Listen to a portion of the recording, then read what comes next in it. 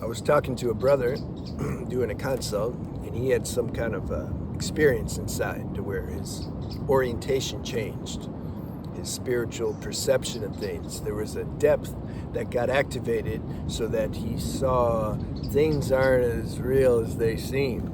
Number one. Number two, damn, people are like, they're like just in a TV program, like they're all playing their roles, doing their thing, but they don't know it.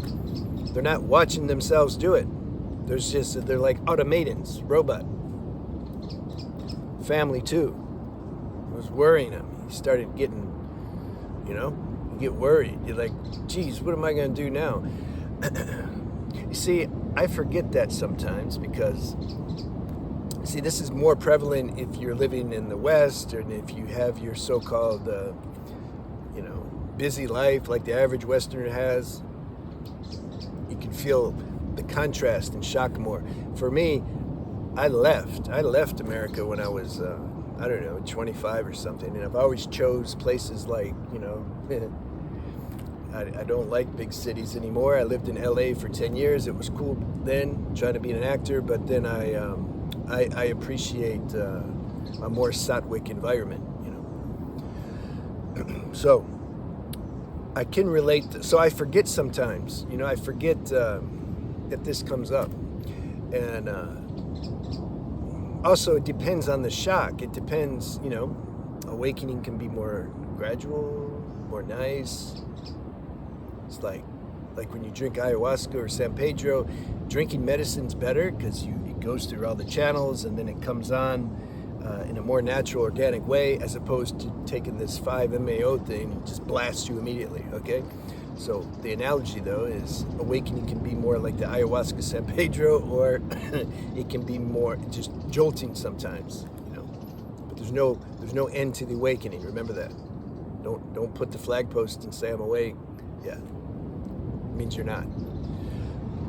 And don't even, if you're thinking about putting the flag post and you don't put the flag post because you say, no, if I put the flag post, that means like I'm not awake, so I'm just not going to put it.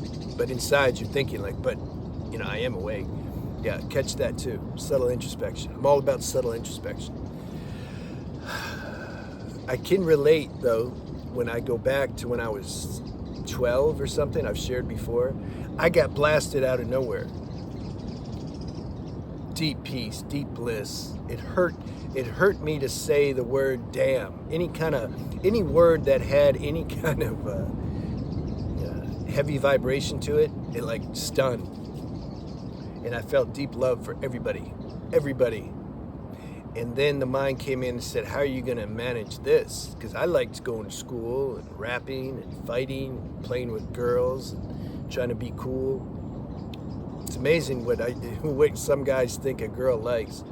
I used to think I'd wait for a girl that I liked to come by, and then I would try to instigate a fight with somebody to show her, like, check the, yeah, I'm a fighter. And then we'd play a game where we'd trade punches with the guy. Like, you hold your shoulder, he hits you, and then you hit him back. If I saw a girl I liked, I'd hurry up and try to find a guy. Like, dude, let's trade punches. It's kind of a side note, but it's funny. It's funny how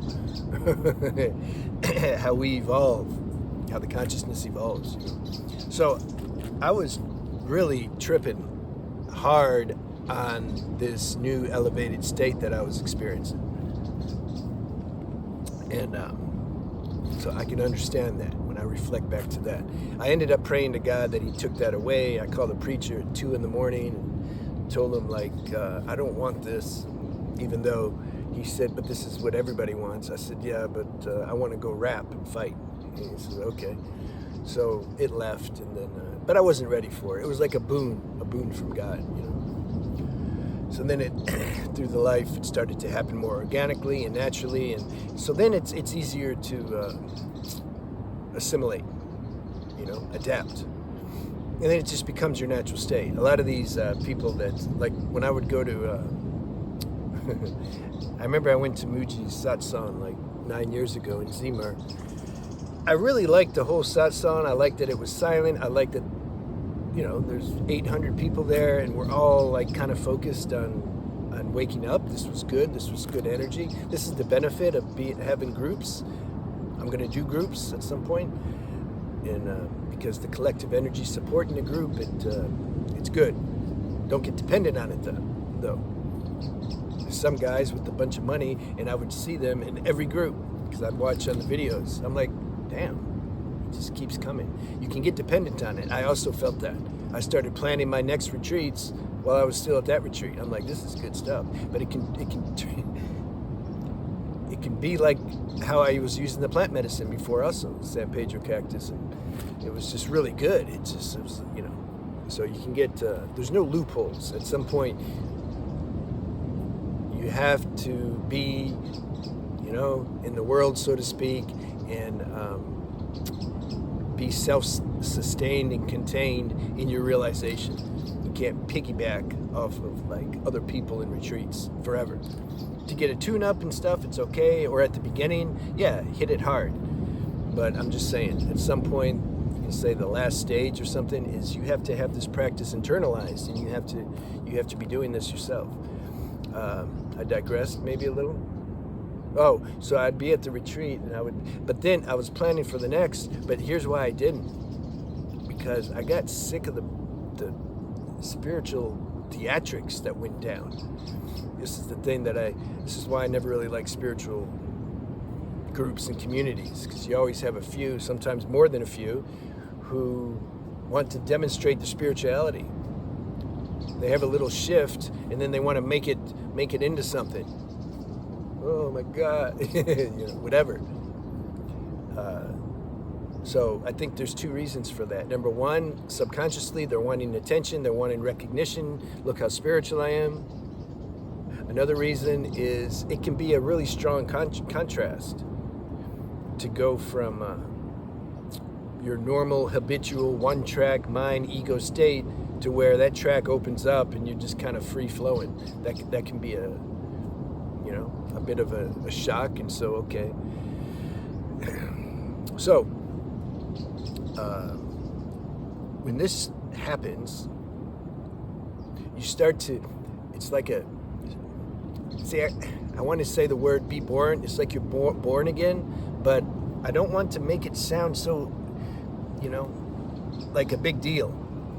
See, some people that speak and talk, they want it to sound like a big deal. So they can say, like, look, I experienced this big deal. Yeah, it's a big deal.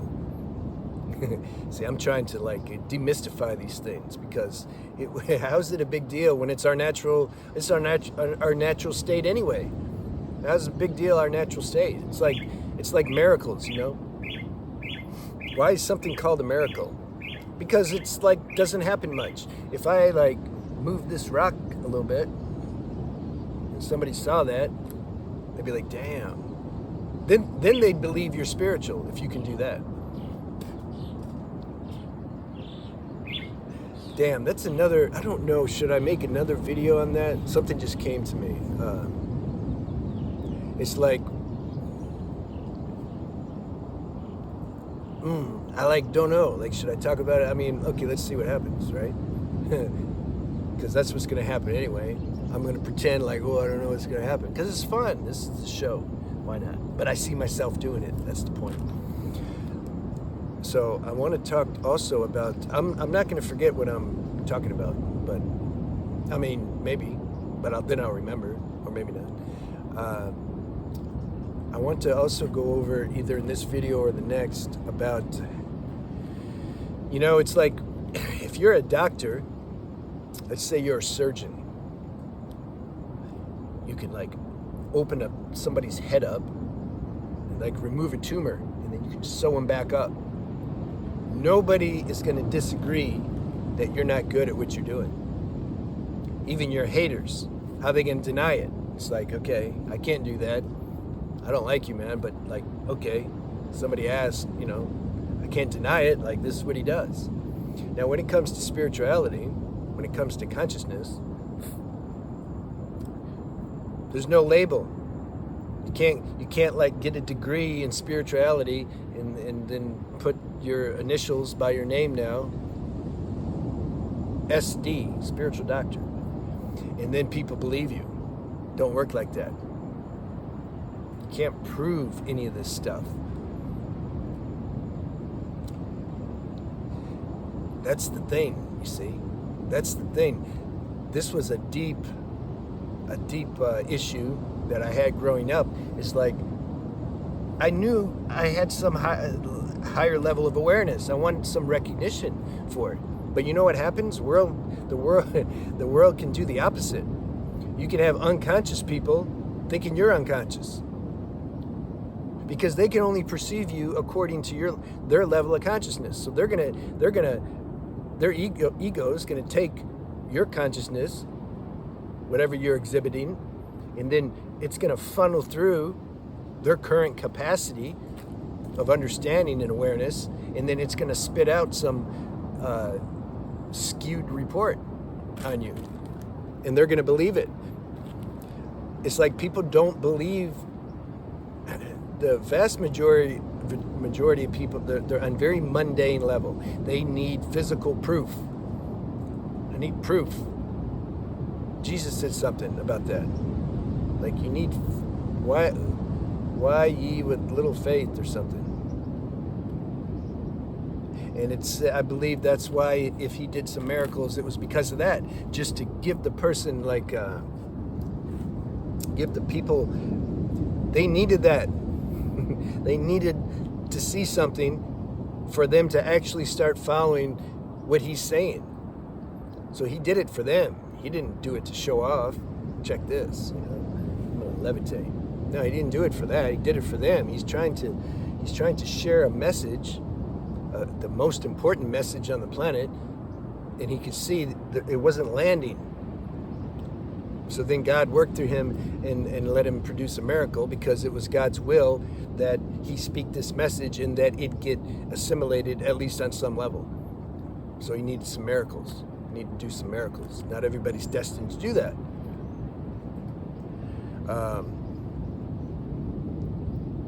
The other thing is, if either the person recognizes your true self, that feels really good, but they can only do that if they recognize their true self, or there's an openness in them, a willingness. They understand what you're saying somehow on a deep level, but it hasn't caught up, it hasn't washed through their being yet. And that was demonstrated in the Bible too. I'm so paraphrasing right now because I don't remember, but it was something like a man asked Jesus for some help, and Jesus said, well, why don't you have any faith? Like you need to believe in this. He says, look, sir, I do believe, but can you remove my doubts that I can't help? They're just there. Can you remove that so that then I can come more full into this faith that I know is there? Those people are fine. They're great. Those are your true devotees. It's just as good as somebody being at a higher level of consciousness, because the people that there's still this karma, these roadblocks, if they're open and aware of that, it's fine. Who cares? It's just a matter of time. It's like the apple on the tree. Okay, it didn't fall yet, but it's gonna fall. So what difference does it make, Time don't really exist in that sense. It's gonna fall, done. It's enough. Whether it falls today or falls tomorrow. I was gonna make a video on that, God's ordained that everybody awake, so relax, but not too much, right? All right, so we covered some things, didn't we? I initially wanted to cover let me look, what's the title? I don't even remember what the title is. Why do I feel lost after awakening, right? So you feel lost. It's not that you feel lost, you feel found. It's the lostness feeling is coming from the same reason that I felt lost when I was 12, because we're thinking how now we can navigate in the world and be in our relationships and do all this now with this elevated state of consciousness or more sensitive level of awareness. I remember too. You see, I remember exactly the last words I said before I digressed. It was something like, I forgot again. No, I didn't. Did I? I said you're gonna be, it's almost like you're being reborn. But then I said, don't trip on that too much. Don't make that into such a big deal. All right? So I'm one with those words. You're gonna feel like you're reborn, but it's not what the imagination like makes it out to be. It means you're gonna be more full, more natural to your true self. That's all that means. You're gonna be living your true self more fully. So, yeah, is it really being reborn, or you're being yourself? I like saying that because it takes the mysticness out of like, oh, you're gonna be reborn, you know. But yeah, there's a reorientation that happens in your nervous system and your perception and everything. And so you may not know for a while, like, what the hell's going on? What music should I listen to? What movies should I watch? Who should I hang out with?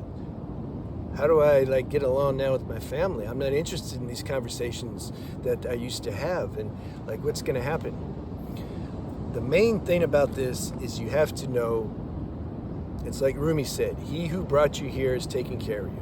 He who ignited this awakening in you is going to take care of it. It's another opportunity to continuously surrender, surrender, surrender. The feeling inside may not go away at first. Like, I know, yeah, okay, surrender, but like, this sucks. You know, what am I going to do? That's okay. You got to bear that. You get that. That's like the birth pains. It's messy. You ever seen a birth? I didn't, but I think it's messy. So after a while, the kid gets cleaned up and he looks better. You see?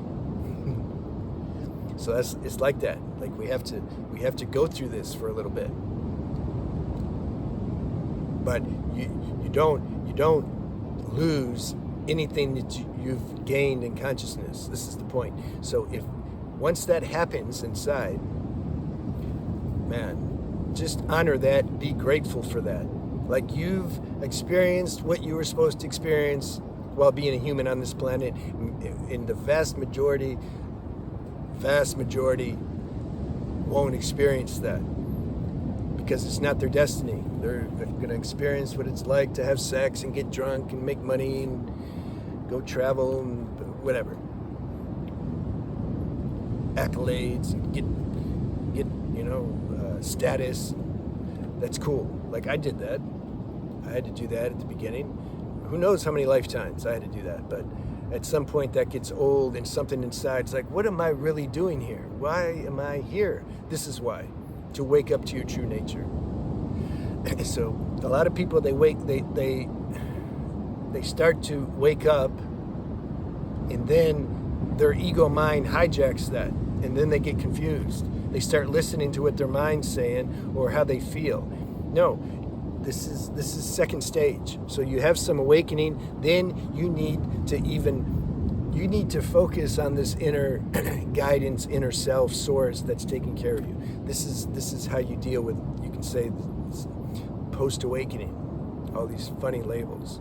This is what you got to do. You have to really let this power take care of you. Surrender to this power. Learn what that means.